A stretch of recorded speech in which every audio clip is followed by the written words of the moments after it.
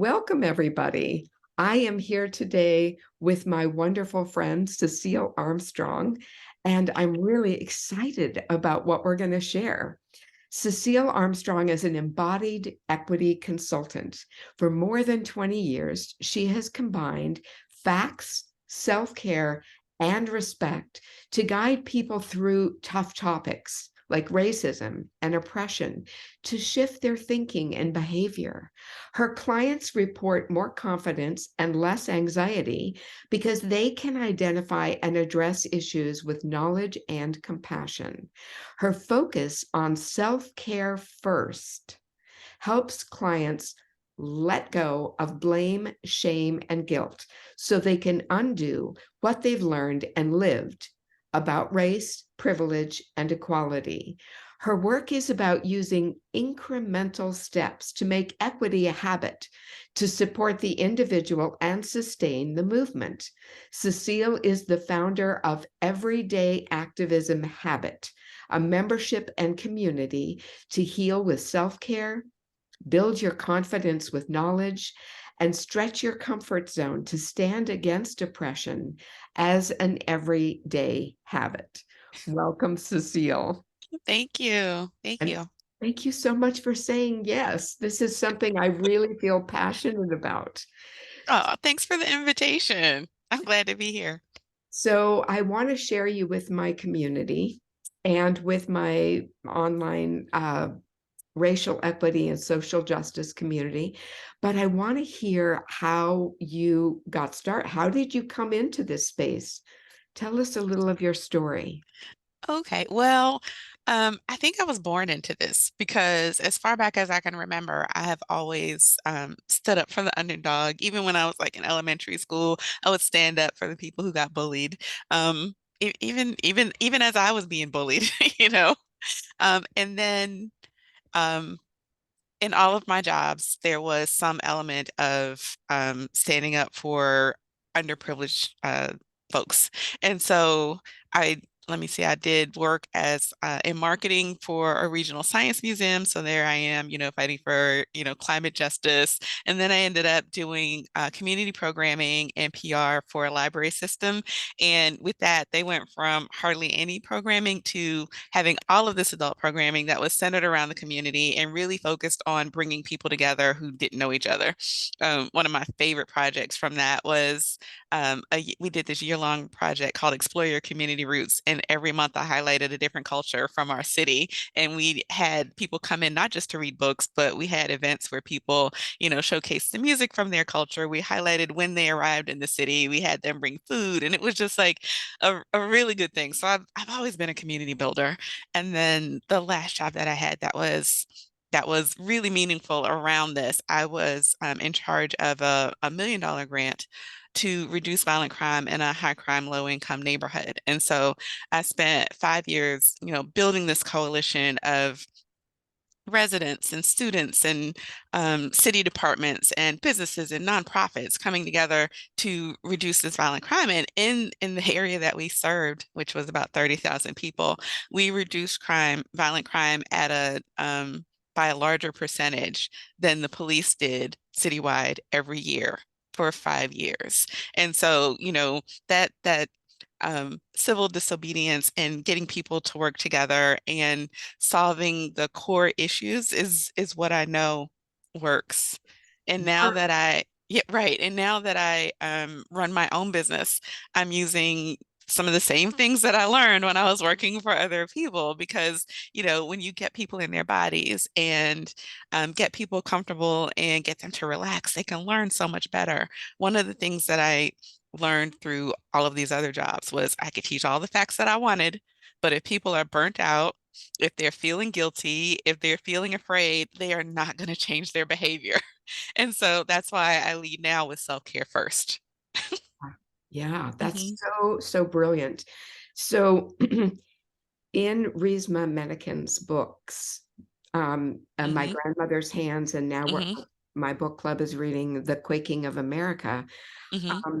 He is such an expert on trauma and how Hmm. trauma lives, not just Yes. in Black and brown bodies, but in Mm-hmm. white bodies. Racial trauma exists in white Mm-hmm. bodies, Mm-hmm. and racial trauma exists in blue bodies, the police. Mm-hmm. And so I just love that you've worked at these intersections, and that your work starts with embodiment. Your work Yes. begins with self-care. So Mm-hmm. talk to us about that. Okay, well, the process that I use is one that I created, and it's a four-step process. And in my online community, we go through this every month, and in every workshop that I do, we follow these four pillars. The first thing is self-care. Because healing is a form of protest. This is goes against what our society teaches us and what our society ingrains in us. So self-care is first, getting in your body. And then the second step is to know your facts, because that's how you undo myths and lies. And so the second week of the month in my membership, I'm teaching facts, I'm teaching concepts, I'm introducing people to the why behind some of the things that show up in our systems. And then the third step is to undo the work. You take what you learned in that self-care piece and what you learned in the facts piece, and you do something to make society better. That might be something small. It might be speaking to somebody who doesn't look like you. It might be making space at the table for somebody who typically doesn't have a space. It might be asking questions, in places where you take up space at your church, at your job, or wherever you volunteer, saying, why are things like this? So that you bring attention to other people. It's not about pointing blame, it's about creating the awareness so that we can bring change. And then the fourth step, which I have to say, a lot of my members try to skip, and I'm like, no, no, no, this is so important. It's to rest and rejoice. So that's resting your body, resting your mind, giving yourself to process all that adrenaline from stepping out of your comfort zone, and then celebrating the things that went well, even if the only thing that went right was that you tried, because the fact that you tried changes something. Right. Yes, and Hmm. sometimes our interactions don't always go the way we would prefer, but Hmm. we can, if we can take the win. Right. We took action and we tried. Hmm. hmm So so I've taken one of your courses, and I have to say, you do follow these pillars. And there is something I noticed about the space you create in your hmm courses that I really want to presence, because it's the opposite. So I feel very blessed. I'm going to share a little of my own history. I feel very hmm blessed that I went to an integrated school. It was brand new. The school hmm was created by Black and white educators in New York Cool. who got together and created an integrated high school. And so Hmm. the Black kids were bussed in and the white kids were bussed in. And I was the freshman that hmm year that these kids came together, and there were race riots. This was 1968. Oh, There wow. were race riots. It wasn't easy. And I Hmm. had grown up in a very sheltered religious family where we didn't watch the news. I Mm. had no concept what was happening. And, Wow. Yeah. and I had to educate myself really quickly. Hmm. I feel so blessed to have gone through that experience, which set my perspective. And and so I have, so and then fast forward to in 2000, I left the very strict religion that I grew up hmm with, which hmm had a lot of very patriarchal cult aspects to it. Mm. And as I emerged from that and began really learning about history, I um, I came into a process that I now facilitate. And as a part of this process, it's a process for women's empowerment. And as a part of this, I learned the history of our humankind history. And I hmm learned about all these goddess worshiping cultures that then, when the alphabet went through, thou shalt have no graven images. We can't worship the goddess. We have to hmm worship the word of God, hmm right?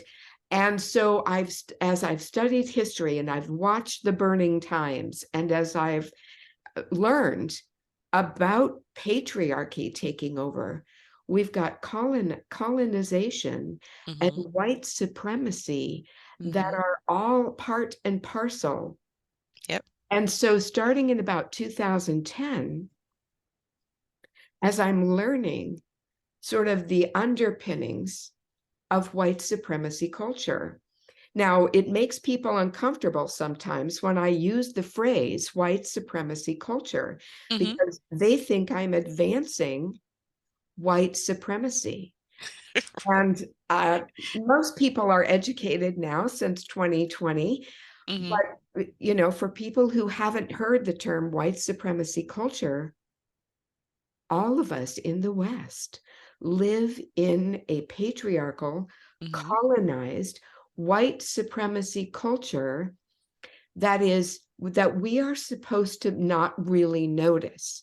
Mm-hmm. It's meant, all of this is meant to be invisible to white people so that we will not acknowledge and address our own power in a culture that Mm-hmm. preferences the whiter the better. I'm laughing at you saying that because the name of one of my workshops is How White Dominance Became the Invisible Norm. Yes, yes, yes. And so Mm-hmm. unless you've really studied this, white supremacy culture is just meant to be invisible to you. You're meant not Mm-hmm. to notice it. And Right. so for white people, we have to do more than the average bear has to do, more than your black and brown person, because they already know we live in a white supremacy culture that Mm-hmm. preferences whiteness. Yeah. But white people, unless you've educated yourself, you don't know that. Mm-hmm. Well, I would say I think people know it instinctually, but they don't know it enough that it's like at the forefront of their brain. They couldn't put it into words. And because whiteness is the norm, if you are part of the norm, then why would you notice? It's like fish in water. Fish don't notice the water because they're in the water. Hmm. So, so I've made so many mistakes over the years, even though I had this upbringing that Hmm. was really around civil rights and racial equity and social justice. I have made so many mistakes because I was not acknowledging in my interactions that my whiteness gave me power and privilege. Hmm. And so, starting about 2010, when I really began looking at it and looking at intersectionality, Hmm. it was a real eye-opening thing. And many of the spaces I sought out, many of the courses in which I was learning more about all of this, and they were spaces of shame. They were Hmm. spaces where more educated um, people on this issue would Hmm. shame those of us who were new and were Hmm. learning. Mm. And you do the opposite of that. So I want to explore that. And I want to tell you why I call you unshaming queen of racial equity. Tell me, tell me why you start with self-care and how you create really strong containers in your Mhm. programs that really shaming is not allowed. Okay, well, I've been in those spaces. As I'm learning, how to talk about these systems, and I'm going to classes and trying to figure out this society so that I can figure out how to shift it. I've been in those spaces where people shame people for not knowing, or shame people for being white, or shame people for whatever privilege they have, whether it's economic privilege or education privilege or gender privilege. I've been in those spaces, and what I notice is that once you start shaming people, they shut down. And my end goal is not just to teach facts. My end goal is behavior change. I want society to be better.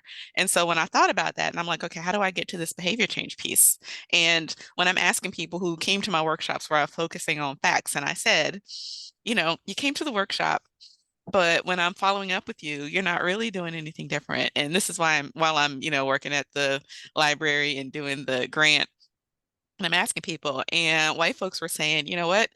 I learned a whole lot and I'm really grateful. And I am exhausted and I'm scared and I don't want the backlash. And then when I'm talking to Black people, they were like, you know what? Thank you so much. I learned a lot and I am exhausted and I'm already dealing with these microaggressions. And now that I understand the system, that's great. And I just don't have the energy to fight against somebody who's not going to listen.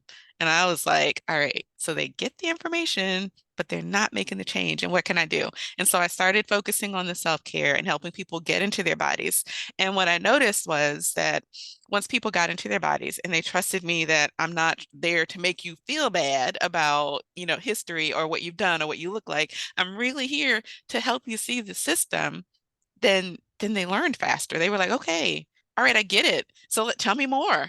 And the more I could tell them, okay, these are the facts. This is the history. This is how it happened and how we've been trained to think this way and behave this way. And what do you guys think we can do to shift it back? Because if somebody created this, then we can uncreate it. So what do you guys think? And my students and clients just was like, oh, yeah, this is really scary, but I can do this. This is in my power.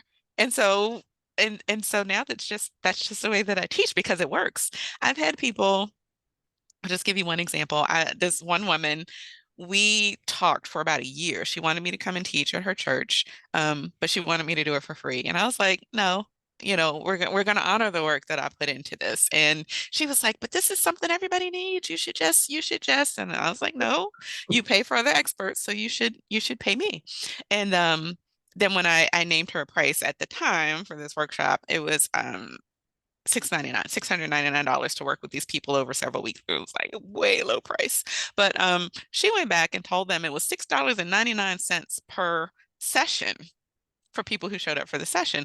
And the only reason I knew was because a friend of mine also went to her church and came back and told me. She was like, I told her that's not right.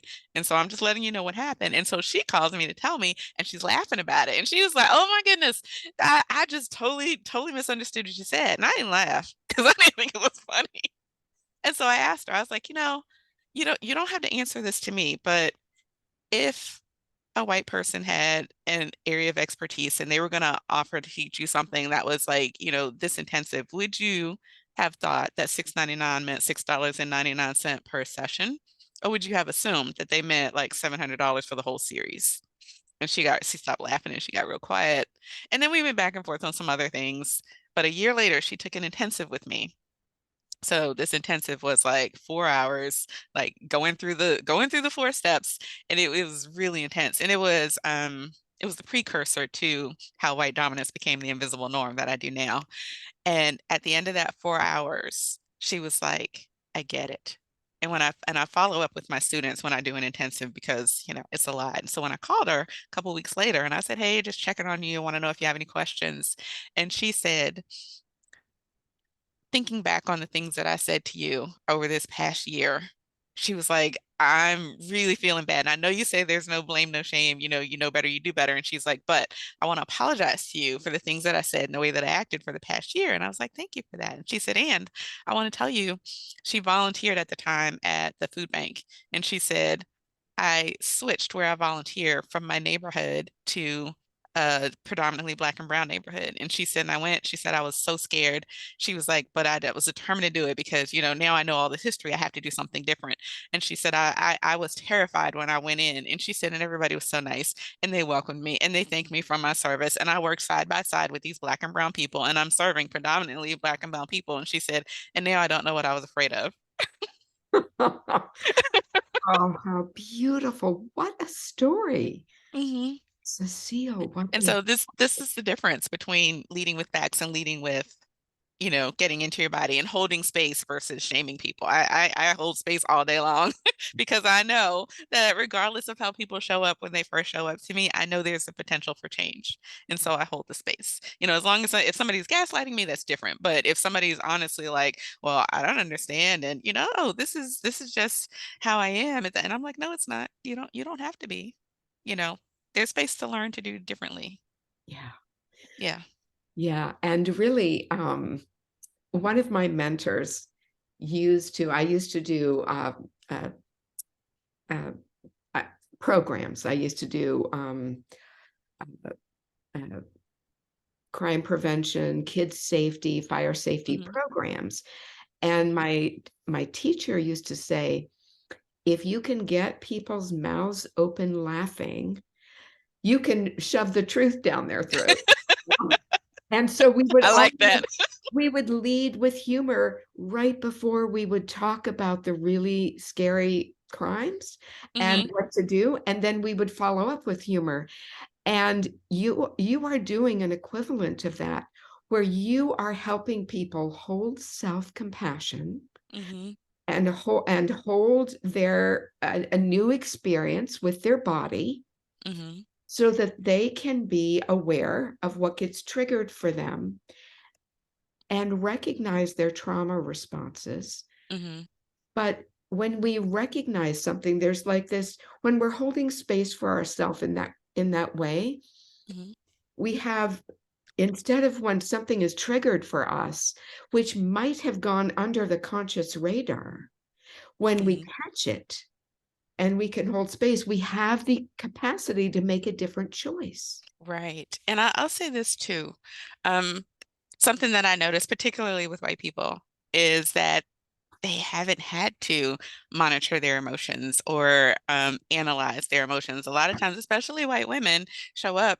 I mean, we all heard about, white women's tears. They cry, and then everybody focuses on them to make sure that they feel better, and we get sidetracked. And that's one of the things that I talk about in my workshops in the beginning, when I'm doing live workshops, and I'm saying, hey, we're all going to hold space for ourselves, and we're all going to take responsibility for our own emotions. And, if you get overwhelmed, you can step away, but we're going to keep focusing on the work. And then the other thing that I do is talk about, I think you've seen this presentation before where I talk about, you know, uh, shoot, I just lost my train of thought. Staying in your comfort zone. That's it. Staying in your comfort zone, getting in the learning zone, which is a little bit of discomfort, and being in the danger zone. And then, knowing the difference between being in the learning zone and in the danger zone. If you're not used to being outside of your comfort zone, being in that learning zone where you're just a little bit uncomfortable and you're learning something new can feel like the danger zone. But it's on us to learn, the difference between the learning zone or a little bit of discomfort and actually being in danger. And so when I do my workshops, I describe the difference. And then I'm saying, if you really feel like you're in danger, then go ahead and step away. But if you do this assessment and you recognize that you're not in danger, I'm not attacking you, nobody is really coming after you, sit with it and breathe for a minute, and then come back to the conversation. And so what I've noticed for my years of doing this is that, it happens more often with white people than with black people where they really just don't know how to self-regulate. They don't know how to regulate their emotions, but they learn that in my class. And then they come back later and they're like, you know what? I didn't realize that I was relying on other people to, take care of me because I felt out of whack. But now I know how to self-regulate and it does help me learn. And this is a skill. These are trauma resiliency skills that you're teaching in your Hmm. classes that we all need across the Yes. board. It's Hmm. not just for, oh, I have a black son-in-law and I don't want to make any mistakes with him, or, oh, my new friend is Latina. Like, I want to educate myself on how I can be a good friend and a good ally. Hmm. And, but And it's not just with race either. It's with anything. It's with, ableism. It's with, homophobia. It's with, sexism. It's all of it is the same. We right, call it different things and, we nitpick something, but it's all the same. right, right. Yeah. So when we first register that we're in the presence of someone that we have been, for whatever reason, and wherever we got this, Hmm. indoctrinated to other, Hmm. when we first like become aware, like, oh, oh, like, then Hmm. we have, with your training, we have a choice on how, because we've practiced the self-care, we know the facts, like, we're empowered. Hmm. I want to talk about why you call this the everyday activism habit. Like, why do you call it that? Because people talk about, racial justice and, ending sexism, like that's something that we can end in our lifetimes. Like, oh, here's this goal, and we're going to go for this goal. Or, you know what? There's this big goal, and I'm going to work on that this weekend. But you know what? These are things that are in our lives all the time. These are systems. We are socialized into these things from birth every day. And the way we're going to undo it is by recognizing these systems and changing our thoughts and behaviors every day. And so if we learn to do it as a habit, if every time we step out the door or look at our social media as we're scanning, we are thinking critically and we're going, oh, I recognize that system. I recognize that pattern. Not only do I recognize it, I have the tools to do something about it. If we're doing that every day, then it's a habit. And so I would love for people to have, everyday activism as an everyday habit. That's why I called it that. Because I don't want to just be like, okay, we're going to hit the streets and we're going to march. That is very important. It's good for calling attention, but it doesn't change the system. The things that we do every day, the way we notice, how we're interacting with people, the way we notice, the way our wherever we take up space, the way we notice how the systems are set up, the way we notice who shows up and who is able to have a voice and who gets ignored, the way we notice those things and bring attention to them, not by pointing fingers and saying, hey, that's a racist policy. Oh, wait a minute, you are homophobic and I don't like that. Not by that, but by saying, hey, y'all, when was the last time we reviewed this policy? Because what I'm noticing is that, women are really excluded over here. Or when was the last time, who came up with these rules? I know these rules were set in place before I was born. Do we need to look at these things again? Because I'm noticing that everybody in this room looks just like me. And I think we want to include more people, right? Just asking questions and noticing, is what gets the ball rolling and gets other people going, oh, I never thought about that. I'm comfortable with this. And then you can go, really? This is 2023. You want to say that out loud in public that you're comfortable with this and you don't want to change? Or do we want to go ahead and work on this right now before somebody points the finger and we have to change because it's the law, you Yeah. know? Yeah. Hmm. I have to say this is so valuable because we don't get to participate in a collective shift in consciousness Hmm. until and unless we have created that shift in consciousness ourselves. So Hmm. people who march for peace, people who, march for civil rights, the that's all well and good, and we should keep showing up in those Oh, ways. yes. Yeah, we definitely And, need to. and what you're saying is, learning to really embody, not just know here, not just know Hmm. the facts, not Hmm. just be able to spew the facts, Hmm. but but the change happens in the body. Hmm. In 2000, the year 2000, January of that year is when I left my old paradigm, Hmm. the safety of the church that Hmm. I had grown up in and really was very insular, and I knew nothing outside of that, right? Wow. And I left that because it was broken. Hmm. It was broken.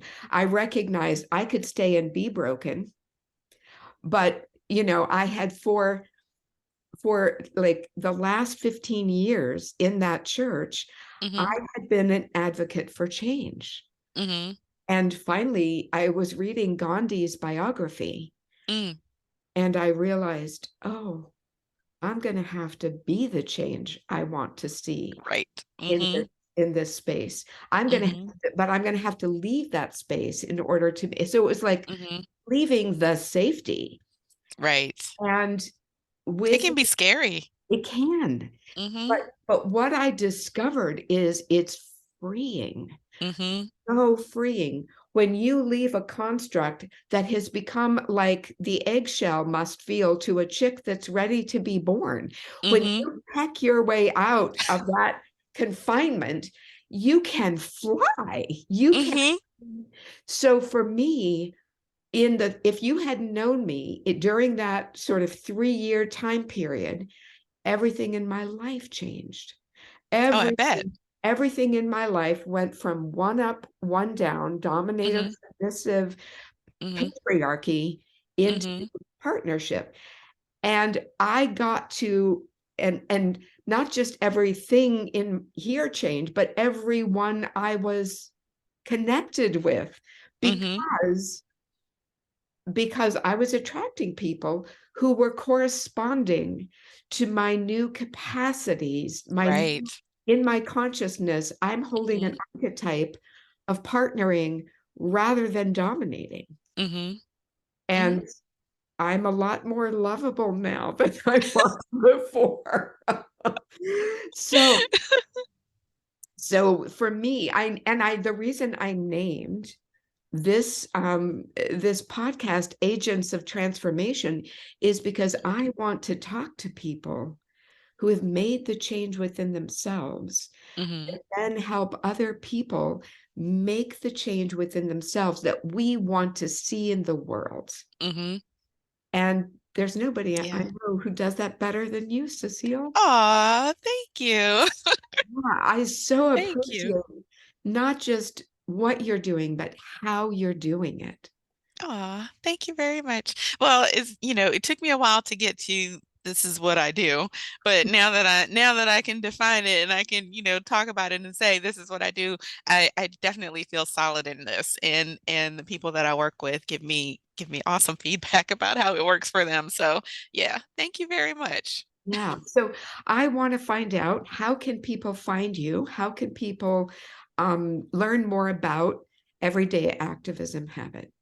Okay, well, that's my website. It's everydayactivismhabit.com.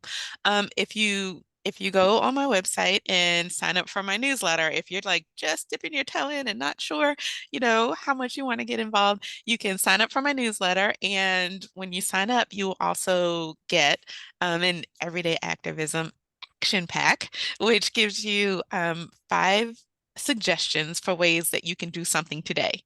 If you're like, I just saw this thing on the news, somebody just got shot by the police and I think they're going to get away with it and I want to do something. The thing that you can do is do something different in your own life right now that's going to expand your capacity to continue to do something later. And so if you sign up, you get the Everyday Activism Action Pack, which gives you 5 examples of things that you can do right away. If you're ready to dive in, you can go over to the website and join the community.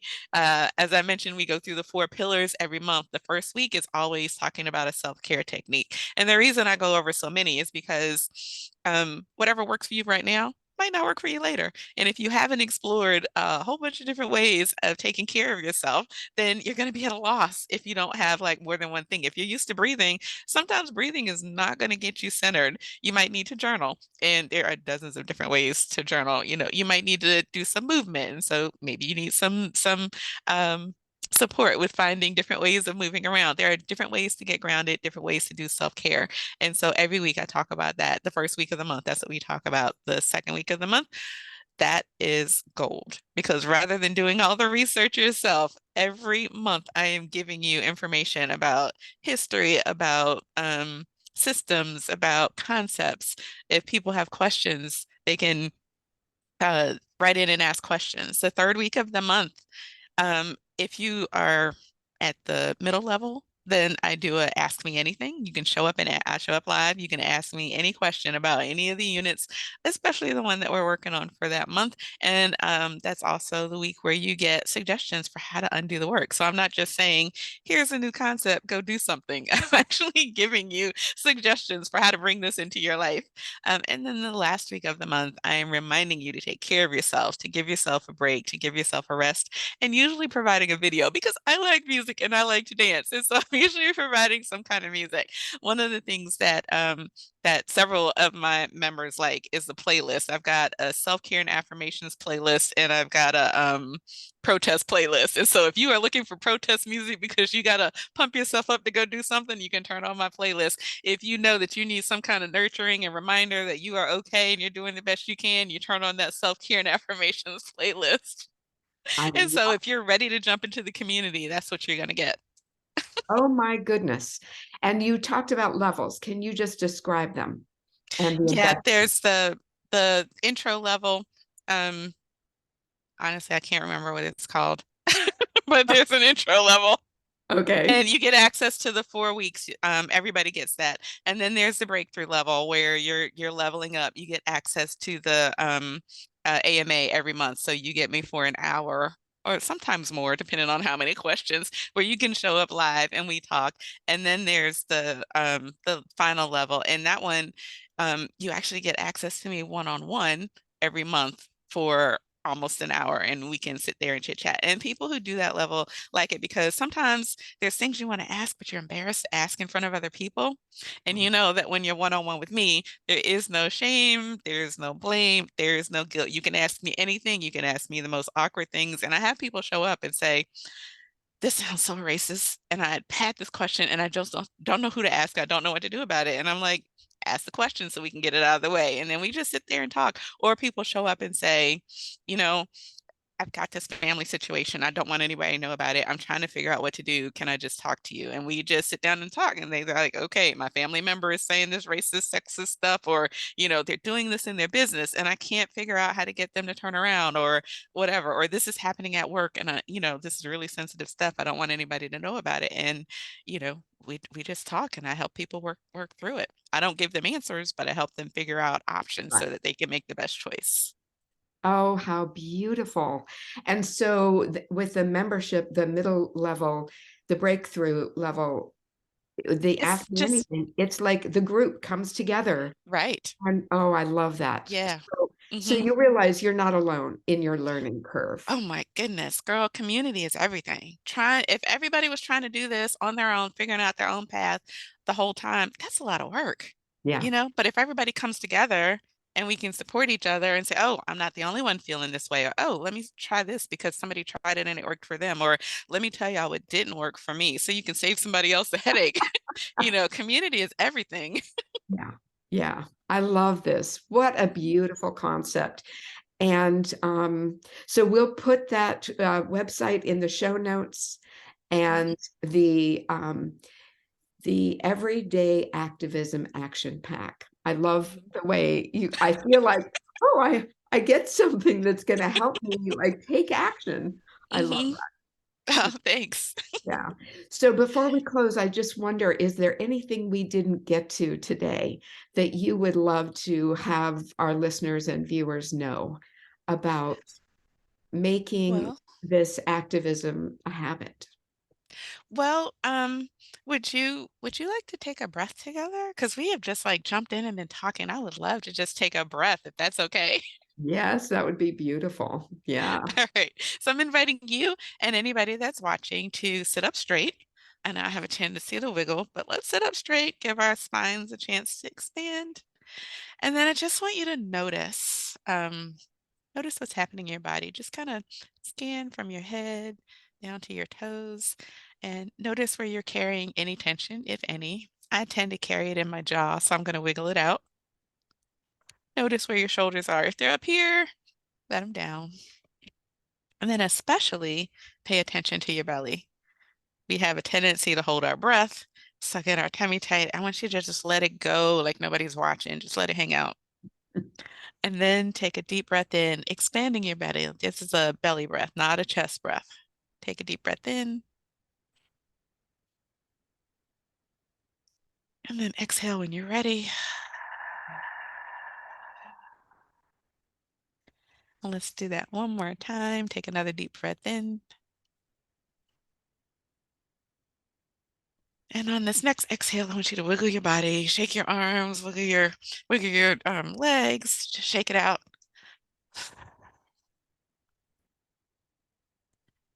All right. And then come back to center and just notice how you feel.